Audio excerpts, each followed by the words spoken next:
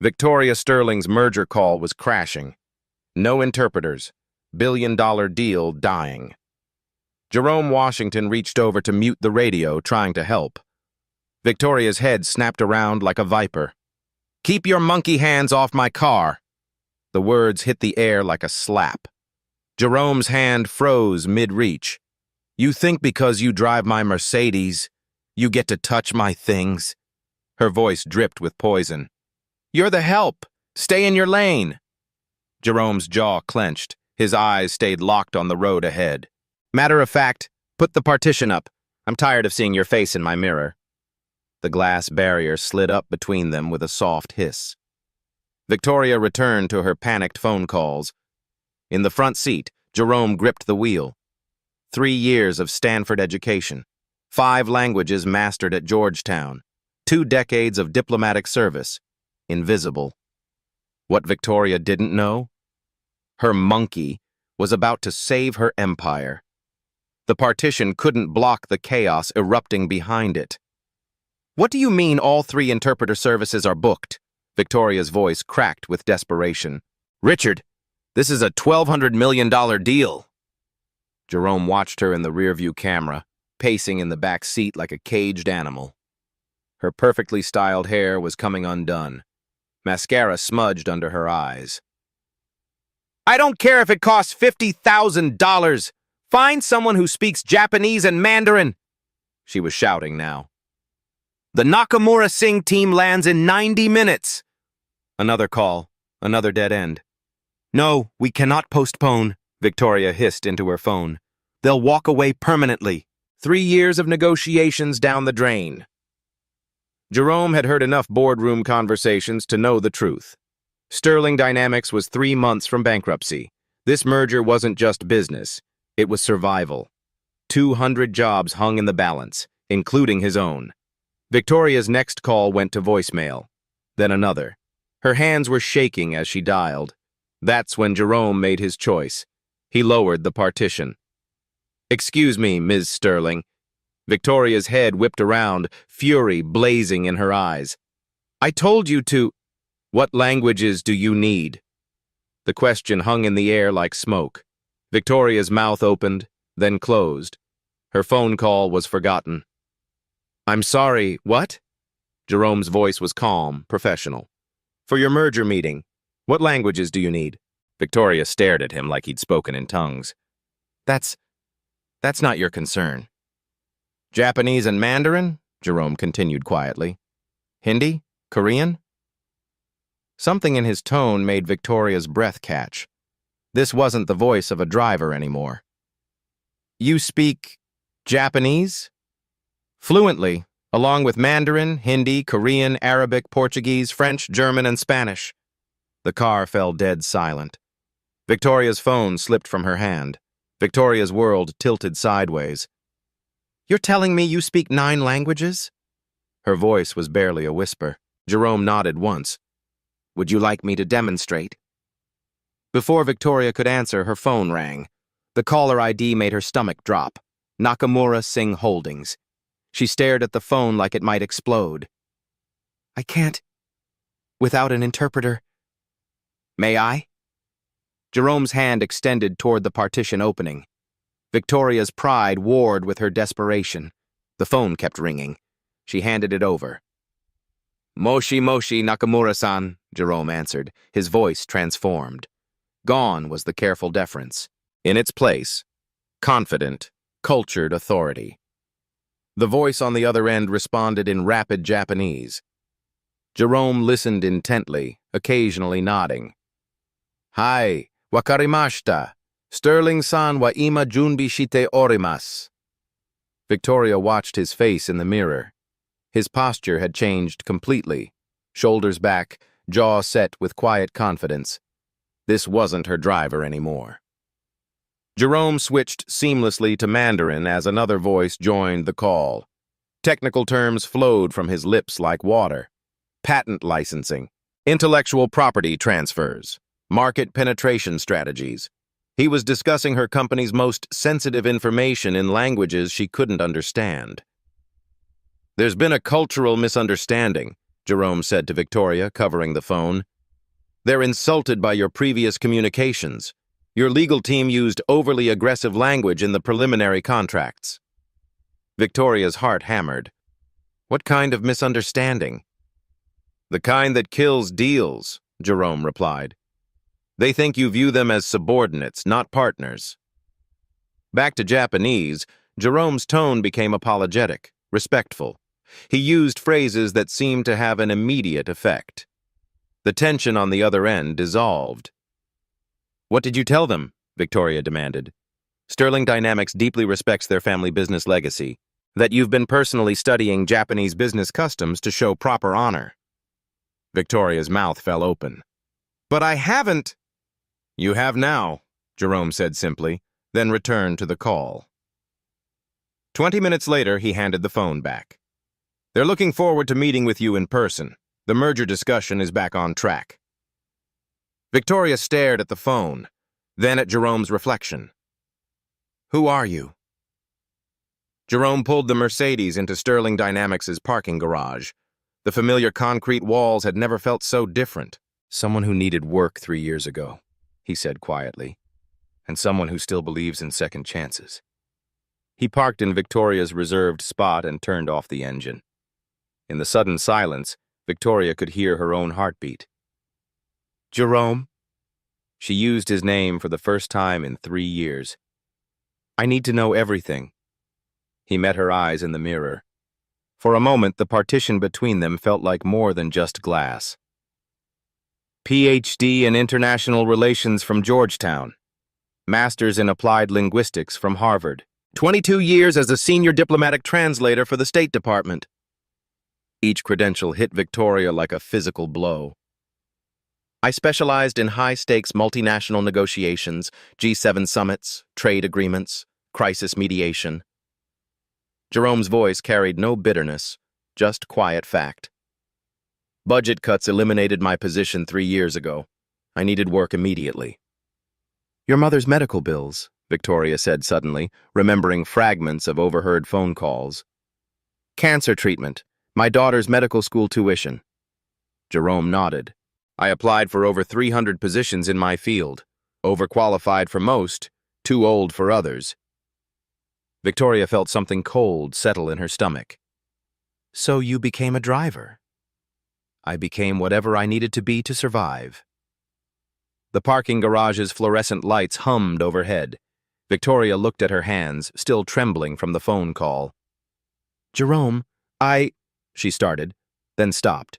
What could she possibly say? "Ms. Sterling, your meeting is in 40 minutes. We should go upstairs."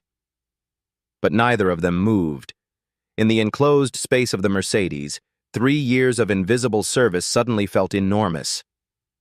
"I've been listening to your business calls for 36 months, Jerome said softly. "I know every deal, every crisis, every late-night panic about the company's future." Victoria's face flushed with shame. "Why didn't you ever say something? Offer help?" Jerome's laugh was gentle, not bitter. "Would you have listened?" The answer hung between them, unspoken but clear. Victoria's phone buzzed. Text from her assistant. "Nakamura team early. Lobby now." "They're here," she whispered. Jerome was already getting out of the car, moving around to open her door with the same professional courtesy he'd shown for 3 years. But everything had changed. As Victoria stepped out, she looked at Jerome, really looked at him, for the first time. "Will you help me save my company?" Jerome straightened his driver's uniform and nodded once. "Let's go save your company, Ms. Sterling." The elevator climbed toward the executive floors in silence. Victoria stared at the numbers, her mind reeling. 22 years of diplomatic service, Georgetown PhD, Harvard Masters. She'd been paying a former State Department translator minimum wage to drive her to Starbucks. "Jerome," she said quietly, "tell me about before." The elevator hummed between floors. Jerome kept his eyes on the digital display. Embassy in Tokyo, 1998 to 2003. Trade negotiations that prevented a currency war. His voice was matter-of-fact, professional. Beijing assignment next. Helped draft the intellectual property frameworks that your company still uses today. Victoria's breath caught. Those frameworks had saved Sterling Dynamics millions in licensing fees. After that, Geneva, UN climate accords. Then back to D.C. for cabinet-level briefings. Jerome paused. I translated for 3 presidents, Ms. Sterling. 2 Democrats, 1 Republican. The elevator stopped at the 15th floor. Neither moved to get out. What happened?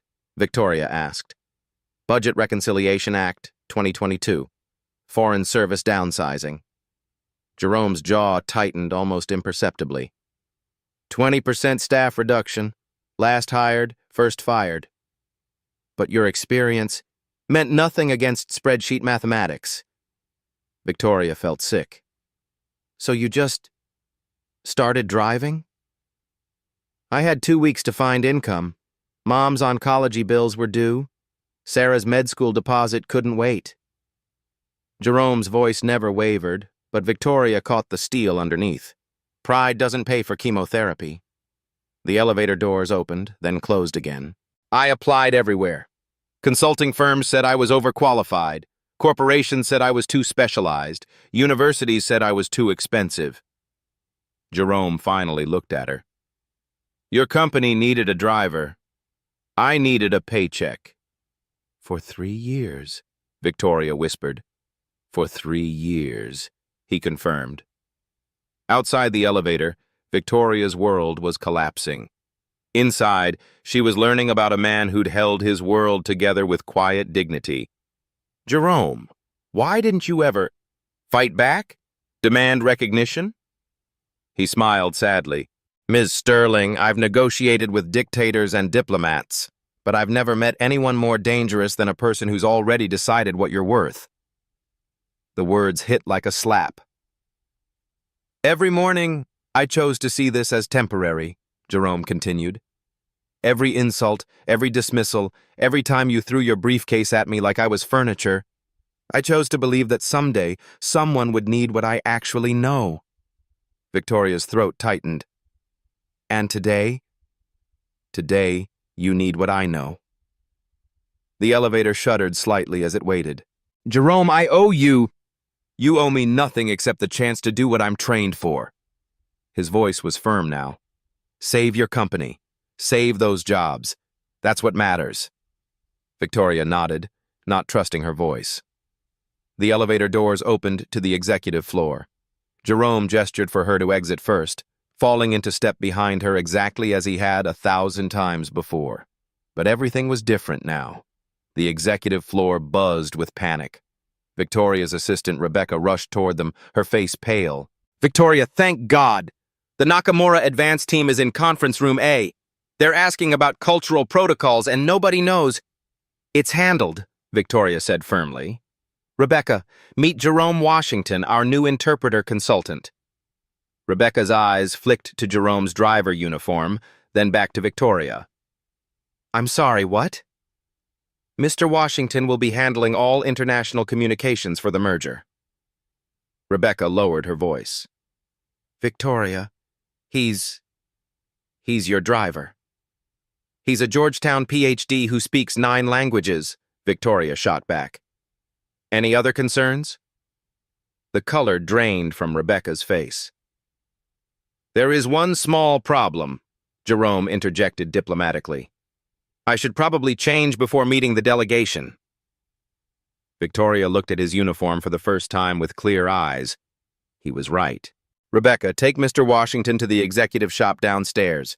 Get him a proper suit. Navy blue conservative tie. She checked her watch. 20 minutes. But the advance team will wait. Victoria's voice carried new authority. Tell them we're reviewing final cultural considerations out of respect for their customs. Rebecca hesitated, clearly struggling with the situation. Now, Rebecca. As they headed toward the elevator, Victoria caught Jerome's arm. Are you ready for this? Jerome straightened his shoulders. Ms. Sterling, I've mediated disputes between nations. I think I can handle a business meeting. 15 minutes later, Jerome returned, transformed. The navy suit fit perfectly, highlighting his natural dignity. Gone was any trace of the invisible driver. "Better?" he asked. Victoria nodded, speechless. The man before her commanded respect just by standing there. "Conference room A," she said. "Let's see what you can do." The advance team consisted of 3 Japanese executives and 1 translator. They stood when Victoria and Jerome entered, bowing formally. Jerome returned the bow with precise depth and duration, then spoke in flawless Japanese. The lead executive's eyes widened with surprise and pleasure. He responded enthusiastically, gesturing for everyone to sit. "What did you tell them?" Victoria whispered. "That Sterling Dynamics is honored by their presence and grateful for their patience with our cultural preparations." The meeting proceeded in 3 languages. Jerome seamlessly translated technical specifications between Japanese and English while clarifying legal terminology in Mandarin when the Chinese patents came up. But more than translation, he was conducting diplomacy. When the lead executive mentioned concerns about intellectual property protection, Jerome didn't just translate, he addressed the cultural context. "Tanaka-san expresses concern about long-term partnership stability," Jerome explained to Victoria. "In Japanese business culture, this isn't just about contracts. It's about family honor extending across generations." Jerome turned back to the executives, speaking in formal Japanese about Sterling Dynamics' commitment to lasting relationships, not just transactions. The transformation in the room was immediate. Formal politeness gave way to genuine warmth. "How did you know to say that?" Victoria asked during a brief break. "Because I spent 5 years in Tokyo learning what matters beyond the words," Jerome replied.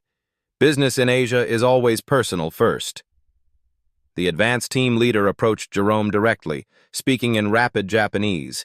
Jerome listened intently, nodding. "He wants to know if you understand the gift exchange protocols for tomorrow's main meeting," Jerome translated. "He's concerned your team might inadvertently offend Nakamura-san." Victoria felt her stomach drop. "What protocols?" Jerome and the executive spoke quietly in Japanese for several minutes. Jerome took notes, asking detailed questions. "We need specific gifts," Jerome explained. "Not expensive, but meaningful. Items that show you've studied their company history and family values." "Can you handle that?" "I can handle that." As the advance team prepared to leave, the lead executive shook Jerome's hand with both of his, speaking in Japanese. Jerome bowed deeply in response. "What did he say?" Victoria asked after they'd gone. "He said, finally, Sterling Dynamics sends someone who understands respect." Victoria felt a mixture of pride and shame wash over her. "Jerome, about this morning in the car—" "Ms. Sterling," Jerome interrupted gently, "we have 16 hours to prepare for the most important meeting in your company's history. Personal apologies can wait." He was right. But Victoria couldn't shake the image of how she'd treated him just hours ago. "What do we need to do?" Jerome pulled out his notes. "Learn their names, their titles, their family businesses. Understand why this merger matters to them personally, not just financially. And the gifts? I have ideas. But first we need to call your legal team about those contract revisions." Victoria looked at Jerome with new eyes. This wasn't her driver anymore. This was her lifeline. "Lead the way, Mr. Washington." Victoria called an emergency board meeting. The conference room filled with Sterling Dynamics' senior leadership, their faces grim. "I want you to meet Jerome Washington, our lead interpreter for tomorrow's merger." Executive Vice President Marcus Hendricks spoke first. "Victoria, where's the professional service we hired?" "Unavailable. Mr. Washington will handle all translations." "And his credentials?" Chief Financial Officer David Carter leaned forward. "Georgetown Ph.D., Harvard Masters, 22 years State Department." Silence. Then Hendricks pressed harder. "Where did you find him?" Victoria felt the trap closing. "He's been with the company 3 years. In what capacity? The words stuck. Operations. Operations? Hendrix's voice dripped with skepticism. Victoria, this is a billion-dollar merger. We need verified professionals, not someone from the mailroom. Jerome sat quietly, face impassive. He handled today's advance meeting flawlessly, Victoria said. That's not the point. Hendrix used his patient, explaining to children tone. This is about appearances, credibility. Marketing Director Susan Walsh nodded. The Japanese expect a certain level of professionalism. We can't show up with someone who looks like... She stopped herself. Like what, Susan? The temperature dropped. Someone who looks the part, Hendrix said bluntly. Someone they'll take seriously. Are you questioning his qualifications? I'm questioning his suitability. We can't risk everything on someone we don't know. Jerome finally spoke, voice calm. Mr. Hendrix, what specific concerns do you have about Japanese protocols? Hendrix straightened uncomfortably. Cultural nuances, business etiquette, such as gift exchanges, proper bowing, seating arrangements. Ah, Jerome nodded. Ochugan summer protocols, correct ray angles for executives, and Zaseki positioning based on founding dates rather than revenue. Dead silence. Nakamura family business was established in 1952. Post-war reconstruction values. They'll expect gifts acknowledging their family's contribution to Japan's recovery, not expensive items suggesting we're buying influence. Hendrix's mouth opened. Singh Holdings follows British Indian traditions. Direct communication, minimal ceremony, absolute punctuality. Ms. Singh will interpret elaborate gift ceremonies as time-wasting. Jerome looked around calmly. The key is balancing both without offense. Nakamura gets the position of honor. Singh gets clear sightlines to documentation. The silence stretched. How do you know this? Hendrix whispered. I negotiated the 2019 Tokyo Trade Framework establishing current U.S.-Japanese protocols and mediated the Singh-Euro Bank dispute in 2020. 7 executives realized they'd questioned someone more qualified than all of them. Any other concerns about Mr. Washington's suitability? Victoria asked quietly. No one spoke. Good. Jerome, what do we need? As Jerome outlined strategy, Victoria watched the shift. Hendrix taking notes. Carter nodded. Walsh asking questions.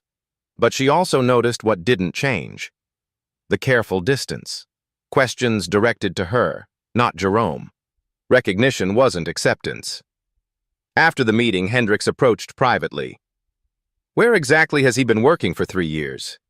Victoria met his eyes. Learning everything about our company, while we learned nothing about him. That evening, Jerome worked alone in the empty office. Victoria found him at 9 p.m., surrounded by documents, cultural research, and gift samples. You should go home, she said. Get some rest. Jerome looked up from his notes. Almost finished. Just reviewing the technical patents one more time. Victoria noticed the precision of his preparation. Color-coded files for each executive, cultural protocol checklists, even backup conversation topics. Jerome, this is beyond thorough.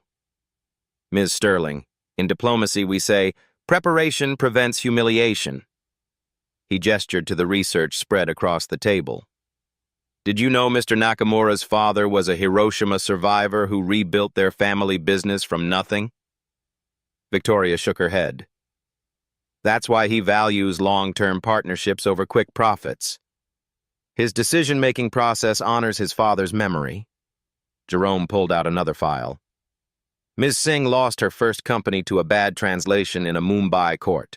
She's hypersensitive to linguistic precision. How did you learn all this? 6 hours of research your regular interpreters wouldn't have done. Jerome's phone buzzed. He glanced at it and frowned. Problem? Emergency call from our Mumbai branch office. IP theft concern. The regional director only speaks Hindi. Victoria's heart sank. We can't afford any complications tonight. Jerome was already answering. Namaste, Kumarji. Main Jerome bol raha hun. For 20 minutes, Jerome mediated a three-way crisis. Victoria watched him switch between Hindi, English, and rapid-fire legal terminology, his voice carrying the quiet authority of someone used to solving international emergencies. "What was that about?" Victoria asked when he hung up. "The competitor tried to steal your Mumbai AI algorithms. Kumar caught them but needed immediate legal guidance in Hindi. It's handled." Victoria stared. "You just solved that?" "Ms. Sterling, your company has been hemorrhaging value through communication gaps for years." Jerome pulled out a thick folder. "I've been documenting every international issue I've overheard in the car." He opened the folder. Dozens of incidents, missed opportunities, cultural misunderstandings. The sole software licensing deal that fell through? Your translator used informal Korean with the CEO's father. Unforgivable insult. Victoria felt sick. The Berlin partnership that stalled? Your legal team sent contracts in American English. Germans interpret that as intellectual arrogance. Why didn't you ever say something? Jerome's smile was gentle. Would you have listened? Victoria's phone rang. Unknown international number. Don't answer that, she started. But Jerome was already reaching for it. Sterling Dynamics, Washington speaking. Guten Tag, Herr Müller. German flowed from Jerome's lips like water. The conversation lasted 10 minutes, ending with Jerome laughing warmly. Your Berlin partners, he explained to Victoria's shocked face. They want to restart negotiations. Heard about tomorrow's merger and realized they made a mistake walking away. That deal was worth $40 million, Victoria whispered. It still is. I scheduled a video call for next week. Victoria sank into a chair. How many opportunities have we lost? Jerome's expression softened. The past doesn't matter. Tomorrow does. He handed her a perfectly organized briefing book. Everything you need to know about every person in that room. Their histories, their triggers, their decision-making patterns. Jerome stood. Ms. Sterling, tomorrow we don't just save your company. We transform it. Victoria looked at the briefing book, then at Jerome. Who are you really? Someone who believes in second chances, Jerome said quietly. For companies. And for people. Victoria couldn't sleep. At midnight, she sat in her home office researching Jerome Washington. What she found made her hands shake. State Department commendations, diplomatic achievement awards, news articles praising his negotiation breakthroughs, a photo of him standing behind 3 presidents during international summits. Her driver had shaped global trade policy. The next morning, Victoria called the board into an emergency session before the merger meeting. Before we begin today, I need to address yesterday's concerns about Jerome Washington. The executives filed in, looking tense. Jerome wasn't with her. I spent last night researching his background. Victoria pulled up her laptop screen. Marcus, you questioned his credentials. A State Department citation appeared on the conference room monitor. Presidential commendation for preventing the 2018 U.S.-China trade war collapse. Hendricks shifted uncomfortably. David, you worried about his experience. Another document appeared. Lead negotiator for the Asian-Pacific Economic Framework, the foundation of our entire international business model. Chen looked pale. Susan, you questioned whether the Japanese would take him seriously. Victoria clicked again. Personal letter of recommendation from former Japanese Prime Minister Sato. Jerome mediated the 2020 Okinawa base agreements. Walsh stared at the screen. For 3 years, we've employed one of America's most accomplished diplomats. Victoria's voice carried quiet fury. And we used him to drive me to coffee meetings. The room was deadly silent. Jerome Washington doesn't work in our operations department, Victoria continued. He is our operations department, starting today. She clicked on a new document. I'm promoting him to Senior Vice President of International Relations. Salary, $180,000 plus equity. Reporting directly to me. Victoria, Hendricks started. I'm not finished. Victoria's voice cut through his objection. Jerome will also head our new Cultural Intelligence Division. Budget, $2 million annually. Staff, his choice. She closed the laptop. Any questions about Mr. Washington's qualifications? No one spoke. Good, because he's about to save this company. 20 minutes later, Jerome entered the boardroom wearing a perfectly tailored charcoal suit. Victoria noticed the immediate shift in posture around the table. Respectful attention replaced yesterday's skepticism. Ladies and gentlemen, Victoria announced formally, I present Jerome Washington, Senior Vice President of International Relations.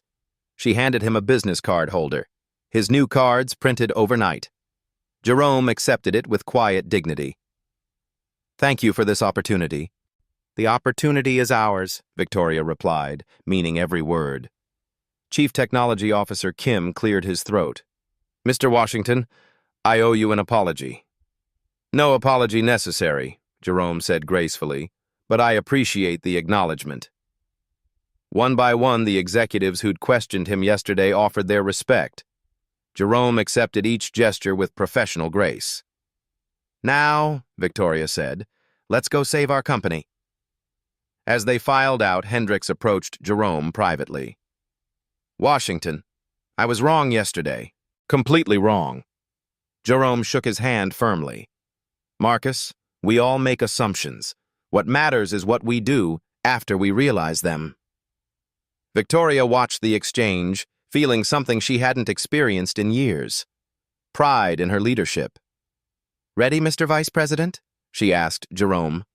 Jerome straightened his tie and smiled. Ready, Ms. Sterling? For the first time in 3 years, Jerome Washington walked into a business meeting as himself.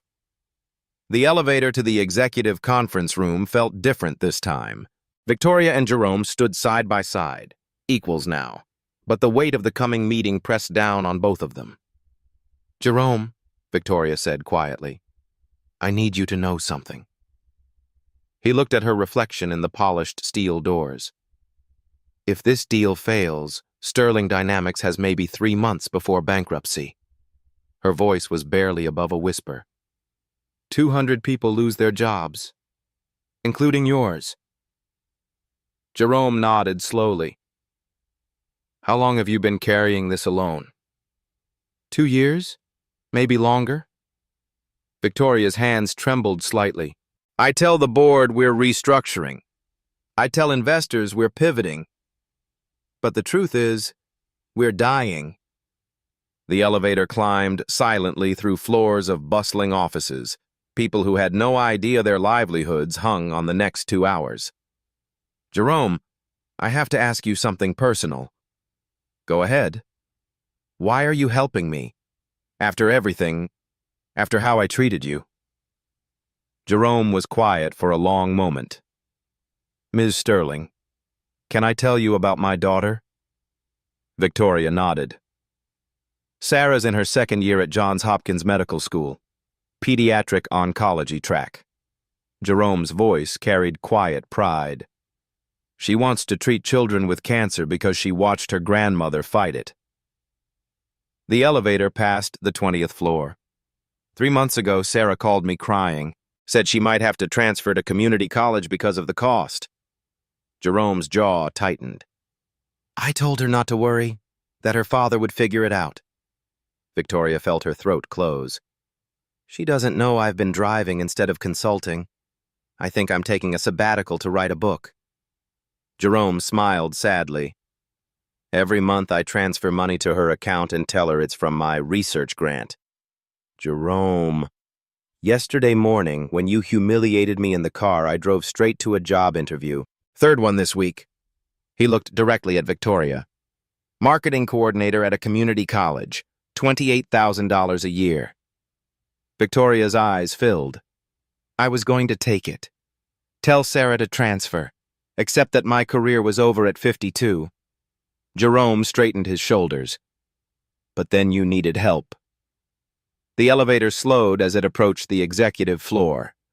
Jerome, when this is over, when we save the company, if we save it. When we save it, Victoria repeated firmly. I want you to call your daughter. Tell her she's going to be the best pediatric oncologist in the country, and that her father made it possible. Jerome's eyes were bright. And I want you to know that saving your company isn't just about the jobs or the money. What's it about? Proving that talent exists everywhere, that worth isn't determined by job titles. Jerome met her eyes. That people like your daughter, and mine, grow up in a world where they're seen for who they really are. The elevator doors opened to reveal the conference room where their futures waited. Victoria extended her hand. Partners? Jerome shook it firmly. Partners. They walked toward the biggest meeting of their lives, no longer boss and employee, but two people fighting for the same dream. The Nakamura Singh Holdings delegation filled Sterling Dynamics' largest conference room. Floor-to-ceiling windows overlooked the city, but all eyes focused on the polished mahogany table where $1.2 billion hung in the balance. Mr. Hiroshi Nakamura, 73, sat with the quiet dignity of old Japanese business aristocracy. Ms. Priya Singh, sharp-eyed and direct, checked her tablet with military precision. Mr. Lee Carter, Chief Technology Officer, studied technical documents with laser focus. Victoria entered with Jerome at her side. The room fell silent. Jerome approached Mr. Nakamura first, bowing with perfect depth and duration. He spoke in formal Japanese, his voice carrying respectful authority. Nakamura's eyes widened with surprise and pleasure. He responded warmly, gesturing for everyone to be seated. What did you tell him? Victoria whispered. That Sterling Dynamics is honored by his presence and grateful for the wisdom of his family's business legacy. The first hour proceeded smoothly. Jerome seamlessly translated technical specifications between 3 languages while managing cultural nuances that could derail everything. Then the crisis hit. Ms. Singh suddenly stopped mid-sentence, her face darkening. She spoke rapidly in Hindi to her assistant, then turned to the room. I'm sorry, but we've discovered a serious problem. Victoria's blood ran cold. Our Mumbai office just informed me that Sterling's IP protection protocols are insufficient for our standards. Singh's voice was nice. We cannot proceed with a company that has such loose security measures. The room went dead silent. Victoria felt the deal slipping away. Jerome leaned forward slightly. Ms. Singh, may I ask what specific security concerns your Mumbai office identified? Singh's assistant whispered in her ear. She nodded curtly. Unauthorized access to algorithmic frameworks. Potential competitor infiltration. Singh closed her folder with finality. This is exactly why our last partnership failed. Victoria started to panic, but Jerome remained calm. Ms. Singh, I believe there may be a misunderstanding. Jerome switched to Hindi, speaking directly to Singh's assistant. The young man's eyes widened. He responded rapidly in Hindi, his tone urgent. Jerome nodded, then addressed the room in English. The security breach Ms. Singh referenced was resolved yesterday evening. Sterling's Mumbai team detected the intrusion attempt and implemented immediate countermeasures. He looked directly at Singh. I personally coordinated the response with your regional director, Kumarji. The attempted breach was unsuccessful, and we've identified the competitor responsible. Singh stared at Jerome. You coordinated this? Sterling Dynamics' security protocols are actually more robust than your team realized. The fact that we detected and stopped the intrusion within hours demonstrates the strength of our systems. Jerome pulled out his phone, scrolling to a message thread. With your permission, I can conference with Kumarji to confirm the resolution. Singh looked stunned. You speak Hindi?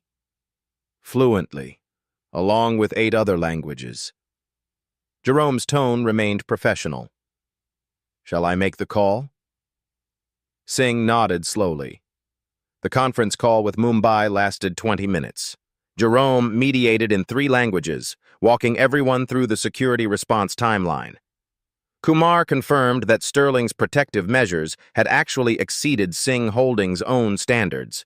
When the call ended, Singh looked at Jerome with new respect. "Mr. Washington, your response time was impressive." "Ms. Singh, Sterling Dynamics takes partnership security very seriously, especially with organizations we hope to build generational relationships with." He had used the exact phrase that resonated with Singh's family business philosophy. But Mr. Nakamura raised another concern. He spoke quietly in Japanese, his tone grave. Jerome listened intently, then translated. "Mr. Nakamura expresses concern about long-term cultural compatibility. He's asking whether Sterling truly understands the commitment required for a 50-year partnership." Victoria felt her heart sink. This was the deeper cultural issue Jerome had warned her about. Jerome responded in formal Japanese, his voice carrying deep respect. He spoke for several minutes, occasionally pausing to let his words settle. Nakamura's expression gradually softened. He asked a question in Japanese. Jerome smiled and responded with a story that made Nakamura laugh softly. "What just happened?" Victoria whispered. "I told him about my father's service in post-war reconstruction, how American and Japanese engineers worked together to rebuild both countries." Jerome's voice was quiet. "I shared that true partnerships honor the sacrifices of previous generations while building for future ones." Nakamura nodded and spoke again in Japanese. "He says his father would have respected that sentiment," Jerome translated, "and that Sterling Dynamics clearly understands the meaning of honor." But the biggest test was yet to come. Mr. Carter suddenly looked up from his technical documents, his face troubled. He spoke rapidly in Mandarin, pointing to specific clauses. "What's wrong?" Victoria asked. Jerome listened to Carter's concerns, his expression growing serious.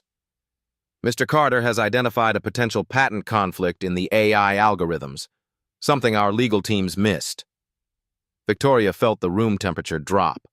Patent disputes could kill the merger instantly. "He's saying the image recognition protocols overlap with existing Chinese patents held by Baidu," Jerome continued. "If true, it could expose both companies to massive litigation." Chen pulled up technical diagrams on his tablet, speaking urgently in Mandarin. Jerome studied the information, asking detailed questions in Mandarin. His technical knowledge surprised everyone in the room. "Mr. Carter, may I suggest a solution?" Jerome finally said. Chen nodded. "The protocols you're concerned about are actually an evolution of open-source frameworks that predate the Baidu patents." Jerome switched to Mandarin, explaining technical details that made Carter's eyes widen.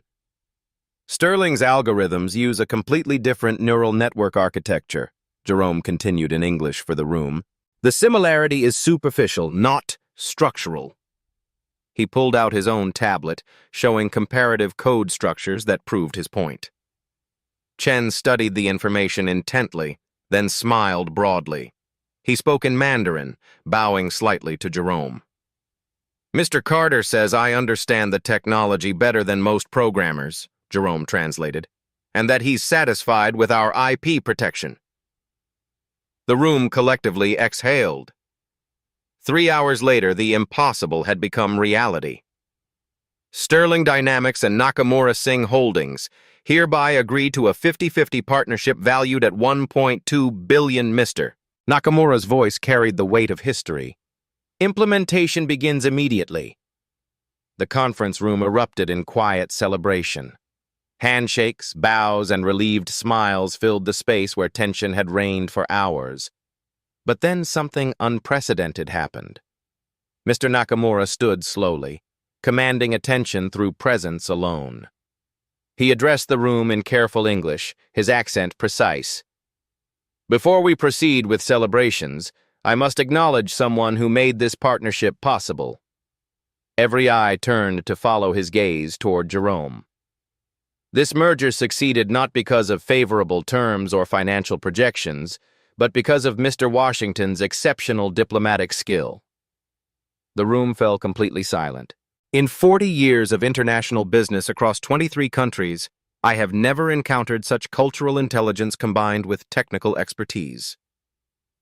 Nakamura bowed formally to Jerome, the gesture carrying profound meaning. You honor both our traditions and your own profession. Jerome stood and returned the bow with perfect depth and duration, his face reflecting quiet dignity. Ms. Singh rose next, her usual directness softened by genuine admiration. Mr. Washington, we've engaged interpretation services across 6 continents. You are the finest cultural liaison we have ever encountered.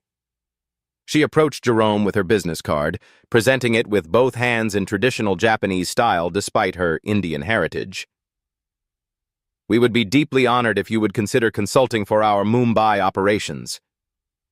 Jerome accepted the card with appropriate ceremony. The honor would be mine, Ms. Singh. Mr. Carter joined them, speaking in rapid Mandarin with obvious excitement. Jerome responded fluently, making Carter laugh and clap his hands together. What did he say? Victoria asked, mesmerized by the exchange. He offered me a position as their chief cultural officer for all Asian operations, Jerome translated with a slight smile. I told him I already have the perfect job. The room filled with warm laughter, the tension of hours melting away, but the most meaningful moment was yet to come. Mr. Nakamura approached Jerome carrying a small silk-wrapped package. His movements were ceremonial, reverent. In Japanese business culture, this gesture represents profound professional respect between equals. Jerome received the package with both hands, unwrapping it with careful attention to the silk cloth itself. Inside lay an antique business card case, clearly a family heirloom of significant age and beauty. This belonged to my father, who rebuilt our company after the war, Nakamura said quietly, his voice thick with emotion. He believed that respect transcends nationality, language, and circumstance. He would have wanted you to have this. Jerome's hands trembled slightly as he held the precious gift. He bowed deeply, holding the case against his heart. Nakamura-san, I am profoundly honored by this trust. The entire room watched this exchange in respectful silence, understanding they were witnessing something rare and beautiful. Victoria felt tears threatening. In 30 years of corporate leadership, she had never seen such genuine respect between professionals from different worlds. Mr. Washington, Ms. Singh interjected softly, we have one additional request, if you'll permit us. Jerome looked at her expectantly. Our annual Global Partners Conference convenes next month in Singapore. 500 executives from 37 countries. Singh paused meaningfully. Would you consider being our keynote speaker? The invitation hung in the air like a precious offering. Jerome glanced at Victoria. With Sterling Dynamics' permission, naturally, Singh added quickly, showing proper deference to his employer. Victoria smiled broadly. Mr. Washington makes his own decisions about speaking engagements. He's an executive now, not an employee. Jerome accepted graciously, his voice steady despite the magnitude of the moment. As the delegation prepared to depart, each executive made personal contact with Jerome.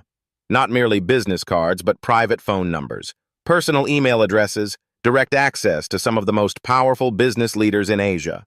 Mr. Washington, Nakamura said as they shook hands in farewell, you have my personal number now. Please use it whenever you need anything at all. When the elevators finally closed on the departing delegation, the Sterling Dynamics boardroom buzzed with electric energy. Marcus Hendricks approached Jerome first, his earlier skepticism completely transformed. Jerome, I owe you far more than an apology. I owe you my gratitude, my respect, and frankly, my job. His voice was humble. Without you, we'd all be updating our resumes tonight. One by one, the executives who had questioned Jerome's qualifications 24 hours earlier offered their personal admiration and professional respect. Chief Financial Officer David Carter shook Jerome's hand warmly. "I've been in international business for 15 years. I've never seen anything like what you did there." Marketing Director Susan Walsh, who had worried about appearances, was nearly in tears. "Jerome, I'm ashamed of what I said yesterday. You showed me what real professionalism looks like." But Victoria had saved the biggest surprise for last. "Ladies and gentlemen," she announced, calling for attention, "before we open the champagne, I have one final announcement." She produced an official document from her briefcase, her hands steady despite the emotion in her voice. Effective immediately, Jerome Washington is promoted to Executive Vice President of Global Relations. Annual salary, $280,000 plus comprehensive equity package. Jerome's breath caught audibly. Additionally, Mr. Washington will oversee our new International Cultural Intelligence Division with an annual budget of $8 million and authorization to hire a team of 20 specialists worldwide. The room erupted in sustained applause. "But most importantly," Victoria continued, her voice growing thick with emotion, "Mr. Washington will serve as my personal advisor on all matters involving human dignity, corporate culture, and the recognition of talent wherever it exists." She handed Jerome a leather portfolio. "Your equity package makes you the third largest individual shareholder in Sterling Dynamics. You're not just an employee anymore, Jerome. You're the owner of this company." Jerome opened the portfolio with trembling hands, staring at documents that represented more financial security than he'd ever imagined. "Ms. Sterling, I don't know what to say," he managed. "Say you'll help me build a company that sees people the way you helped me see you," Victoria replied. "Say you'll help me become the leader I should have been all along." Jerome nodded, unable to speak. The celebration continued for 2 hours. Champagne flowed. Phone calls were made to spouses and children. Plans were drawn for Jerome's new division. But the most meaningful moment came when Jerome stepped into Victoria's private office to make a personal call. Victoria watched through the glass wall as Jerome dialed his daughter. "Sarah? It's Dad. Sweetheart, are you sitting down?" She could see him crying and laughing simultaneously as he spoke. "No, honey, you absolutely don't need to transfer schools. In fact, your father just became an executive vice president. Your medical school is fully funded, all 4 years. Focus on becoming the incredible doctor I know you'll be." When Jerome returned to the celebration, his eyes were bright with pure joy. "How does it feel?" Victoria asked quietly. Jerome looked around the room at his new colleagues, then at the city lights beginning to twinkle outside the windows. "Like I remember who I really am," he said softly. "Like I'm finally home." 6 months later, Jerome's corner office on the 32nd floor hummed with international activity. 3 monitors displayed live feeds from Singapore, Mumbai, and Berlin. His Cultural Intelligence Division had prevented 4 diplomatic disasters and closed deals worth $400 million. Victoria often stopped by just to watch him work. The transformation still amazed her. "Mr. Washington," his assistant announced, "your daughter's calling." Jerome smiled and picked up. "Hey, sweetheart, how's pediatric rotation treating you?" Sarah's excited voice filled the room. "Dad, I just got accepted for the summer research program at Children's Hospital. Full scholarship." "That's my girl," Jerome said proudly. "Your grandmother would be so proud." After hanging up, Jerome noticed Victoria in his doorway. "Good news?" she asked. "The best. Sarah's becoming everything I hoped she would." Jerome gestured to his desk. "Just like this company." On Jerome's desk sat his daily reminder, his old driver's license in a simple frame next to Mr. Nakamura's antique business card case. "Any regrets about that morning in the car?" Victoria asked. Jerome considered seriously. "Not anymore. That moment brought us both to where we needed to be." "Even after everything I said?" "Victoria, you gave me the greatest gift that day, the chance to prove that worth isn't measured by uniform or title." Victoria's phone buzzed. She smiled at the text. Speaking of talent, I just hired our new head of facilities, Maria Rodriguez. She mentioned having a law degree during her interview. Jerome raised an eyebrow. Formerly your driver? Formerly my driver, now our top legal officer. Victoria grinned. Funny how much you see when you actually look. That afternoon, a news alert flashed across Jerome's screen. Sterling Dynamics model transforms corporate culture nationwide. The article featured dozens of companies adopting their Hidden Talent Initiative.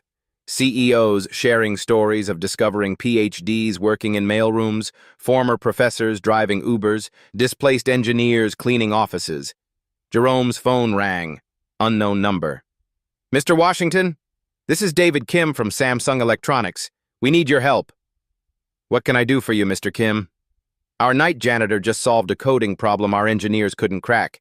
Turns out he's a former AI researcher from Seoul National University. Kim's voice was amazed. We heard about your story. How do we do this right? Jerome smiled. Start by apologizing, then start by listening. By evening, Jerome had fielded 12 similar calls. Victoria found him at 8 p.m., still taking calls from executives worldwide. The Jerome Washington Foundation is getting 500 applications daily, she reported. Displaced professionals, underemployed talent, people stuck in survival jobs. How many can we help? With our corporate partners? Maybe 2,000 this year. Jerome nodded, but his expression was thoughtful. Victoria, I want to tell you something. She sat down, recognizing his serious tone. This morning, I got a call from a mother in Detroit. Her son Marcus is a MIT graduate working at McDonald's because no one will hire him. Jerome's voice grew heavy. 3 years of applications, 0 interviews. Victoria felt her heart clench. She was crying, Victoria. Said she saw our story and wondered if there was hope for her boy. Jerome looked directly at her. That call reminded me why this matters. What did you tell her? I told her to send me his resume. Marcus starts in our Berlin office next month. Victoria smiled through tears. 1 person at a time. 1 person at a time, Jerome agreed. As they prepared to leave, Jerome turned to face the camera of the documentary crew that had been following their story. Right now, someone is serving your coffee who speaks 4 languages. Someone cleaning your office who has an engineering degree.